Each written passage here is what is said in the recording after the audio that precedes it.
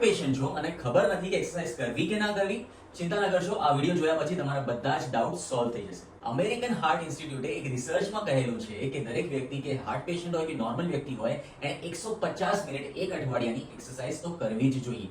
હવે કોઈ પણ પ્રકારની હાર્ટની તકલીફ હોય, તમે આ સ્માર્ટ એક્સરસાઇઝ પ્લાનની મદદથી રોજ એક્સરસાઇઝ કરી શકો છો અને તમારા હાર્ટની હેલ્થને ખૂબ જ સારી રાખી શકો છો. પણ હા, આ સ્માર્ટ એક્સરસાઇઝ પ્લાન ફોલો કરતા પહેલા એકવાર તમારા ડોક્ટરની સલાહ જરૂરથી લેજો. હવે મિત્રો, આ સ્માર્ટ એક્સરસાઇઝ પ્લાનમાં તમારે કરવાનું છે શું કે રોજ 10 થી 15 મિનિટ માત્ર એક લો ઇન્ટેન્સિટી એક્સરસાઇઝ કરવાની છે. જેમ કે ચાલવા જવું, સાયકલિંગ કરવી, બેઝિક સ્ટ્રેચિંગ કરવા કે પછી કોઈ બેઝિક યોગાના પોસ્ચર કરવા. હવે આ તમે 10 થી 15 મિનિટ કરવા માટે અગર કમ્ફર્ટેબલ થઈ જાઓ 1 મહિના પછી, 2 મહિના પછી, તો ધીમે ધીમે 10-15 મિનિટ, 20 મિનિટ, 25 મિનિટ, 30 મિનિટ સુધી લઈ જવાની છે.